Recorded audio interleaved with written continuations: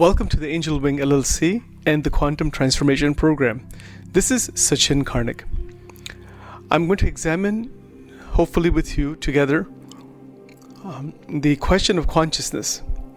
Consciousness is one of the most tricky and baffling problems that is continuing to be studied within psychology, philosophy, and in general within the science of the mind.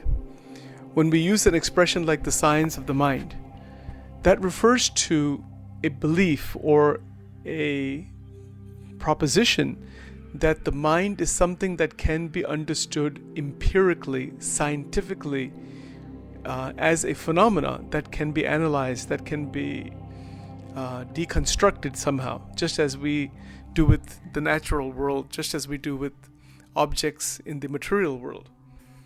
Now, some may disagree with this notion that can happen. Nonetheless, assume for a moment that when we use the expression science of the mind, that is referring to utilization of scientific methodology as well as investigative approaches using one's intellect, as in the philosophy of mind, to try to reason out what exactly is consciousness, to get some hold of consciousness. This is the attempt that is being made by many researchers and has been made from time immemorial for thousands of years and continues to be made today. There are those who believe that consciousness is an emergent phenomena from the brain, that the brain somehow generates the sense of identity, the sense of me, the experiencer, the color red, the color blue, all the different colors, the sounds. All of this is some type of a generation from the brain, that the brain is projecting this phenomena and then somehow we are experiencing it. The brain itself is experiencing it. So that is one possible way of trying to understand this, and that would be considered as a reductive approach, to reduce all of our questions regarding consciousness to neurological process, that there's a material process at work, and it's that process that creates and generates everything that we experience subjectively. There are those who would not agree that it is completely neuronal. It is completely just cellular, neuronal, completely a matter of empirical process. The major objection is that we have conscious experience that we know quite intimately, we know it directly, personally. To try to explain that is perhaps one of the biggest conundrums, because maybe it's not explainable. There are many philosophers, or some philosophers, believe that the problem of consciousness, or the question of consciousness, is unsolvable, it's intractable, that no good explanation can ever be given for it. Because when we give explanation, we're giving explanation about something that exists outside of us. So is consciousness something that exists outside of us so that we can give explanation to it? One could say that no, consciousness, whatever it is not outside of us, it is actually who we are. It is actually the living existence itself. So if it's not outside of us, then how can consciousness be understood as a phenomena? I mean, we can observe, for example, that an individual is conscious. For example, I'm speaking right now. If I have 5 people in front of me, I can observe that they're awake, they're alive, they appear to be conscious, self-aware, etc. But that's an observation on my part, and I'm assuming that that's the case on their part. But how do I know for sure that somebody else is conscious like I am? How do I know for sure that when I see the color green, you see exactly the same thing? I can assume that you see the same thing, but how do I actually know for sure you see the same thing? Well, I don't know for sure. All I know is your description, and I'm assuming what you see as green is what I see as green. So that's an assumption. Similarly, as we move ahead into the question of consciousness, it is my perspective, at least, that the problem is not intractable.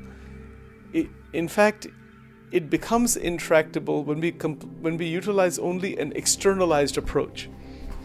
then it becomes intractable. Then we can't really get to the bottom of it, quote, bottom of it. The only way to get to the bottom of it, it's not about getting to the bottom of it as a conclusion or as a static answer. No, it is the realization of who am I? What am I? If I am seeing the color red, who is it that is seeing the color red? If I'm hearing a beautiful piece by Beethoven, who is it that is hearing this beautiful music? What is creating the experience of beauty? Of course, the neurological mechanisms, psychosomatic processes are in play. They're active. They need to be there for the experience to be available for me. But who is experiencing it? Well, I would say I'm experiencing it. This is my experience. And I like it or I don't like it or whatever. So who in the world is this I? Well, this I is the consciousness. The I, it's not that I is conscious of consciousness. No, that's not the case. The I is conscious of everything other than the consciousness that exists because there is consciousness. So the tradition of Vedanta in India is all about the study of consciousness, but it's the intuitive, personal, direct realization of the me. When we consider the Angel Wing program, we have 3 guiding principles. These are the self-mastery, personal transformation, and human upliftment. These are great principles, but to remember, always remember, who is it that is trying to master oneself? Well, that question is not simply answered verbally. It is a great realization that occurs through meditation, self-reflection, introspection, and bringing the mind to a state of harmony and integration. Then whatever consciousness actually is, it will become aware of itself. This is a perspective I'm sharing with you. Now, there's no question from an explanatory point of view, there is nothing that we know more intimately, more personally than our experiences of day-to-day life. We have our conscious experiences day in and day out. We know them very well, and we are so familiar with them all. Just look at where you're sitting right now, and you'll see there's so many objects around you. You're conscious of them. You're aware of them. You know what they are. So it's very clear to us intuitively and experientially that it's there, that these objects are there, our memories are there, all of our internal reality is available to us. But to explain the fully integrated state of psychological consciousness or even spiritual consciousness, that's no easy task.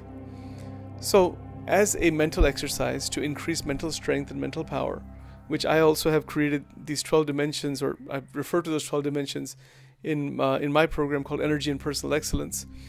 And the second dimension is mental strength. So part of increasing one's mental power is to contemplate on philosophical questions. Now, I would put a caveat that mere contemplation doesn't necessarily lead to the realization of the self or the Atman or God or whatever it might be. Contemplation is a reasoned exercise, a mental exercise, but it will make one's mind strong and it will clarify many ideas as we go forward. The ability to contemplate and reflect is strengthened by philosophical probing. So, as we begin this probe into the questions of consciousness, we recognize that scientific investigation has occurred for decades on the human brain, on the human mind, on the human condition, from philosophy to psychology to neuroscience. So many people have looked at the question of the human condition, and particularly the diversity of all types of mental phenomena. Nonetheless, whatever consciousness may be, it's not easy, or let's put it this way, most researchers have not been able to get at it and definitively say this is consciousness. Even the neuroscientists cannot definitively say that consciousness is just an emergent phenomenon. They could say that. They may believe that. They may talk about that and write about it. But is that the end all and be all of the explanation? And my perspective is no, it's not. Even if it's an emergent phenomena, there is still the experience of that phenomena. So we'll see as we move along where this leads us. It's a very fascinating journey that we're about to embark on. So explanations of different kinds are indicative that the human being, that the researcher, that we are trying to explain, meaning that we want to see a cause and effect relationship. If we say that there is something like consciousness, that we're conscious of so many experiences, well, what caused that? Where did it come from? That is what we are trying to discover. Where is the source of consciousness? Where did it come from? But the many explanations of it, as elaborate as they may be, they have never been able to thoroughly explain it. One reason could be that the individuals who are trying to explain consciousness is through consciousness. You'll not be able to explain it thoroughly because you are that consciousness. And everything that you're trying to explain is something that seems to be external to you. But when we recognize that I am conscious of all my experiences, and the experiences are within me and I'm with them, and I can masterfully navigate through them, and I can even change them, then that is what is possible with the realization that every conscious experience is occurring to an experiencer, to the me, the actual me, that is not stuck inside the realm of experience. Now, having said that,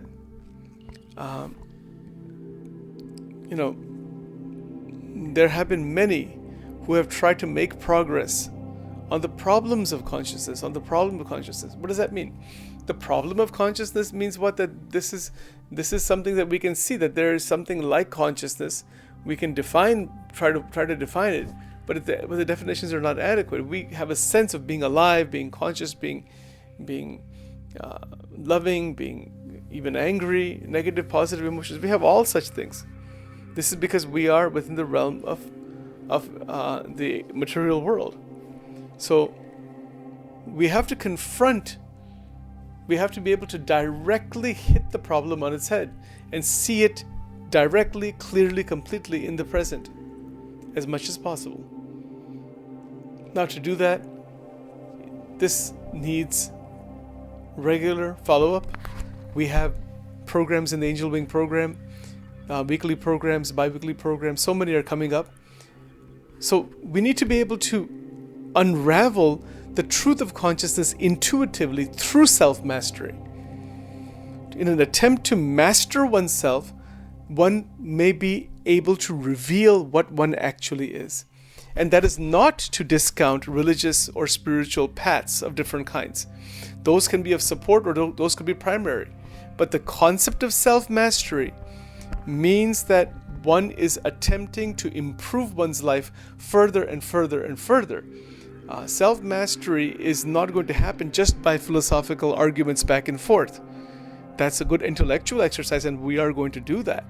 But philosophical argumentation, philosophical probing is to strengthen one's mind, and then from that strength to gain wisdom, and from that wisdom to live a life filled with wisdom, which leads to happiness, which can lead to joy.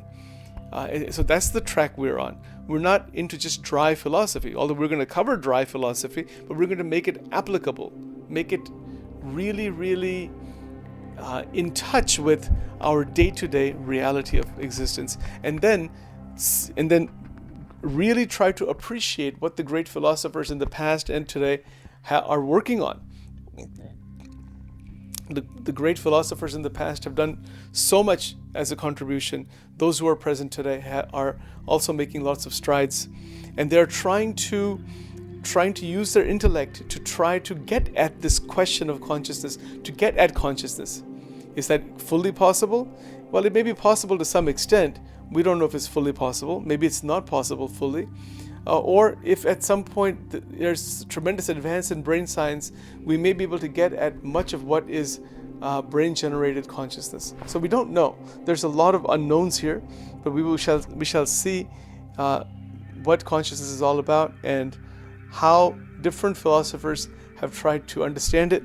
What is our effort here in the Angel Wing program? I'll share with you my perspective through the QTP program. I want to also encourage all of you to share your perspectives. All right, so that's a small introduction here on consciousness, and we will continue to move ahead one step at a time as time permits. Thank you.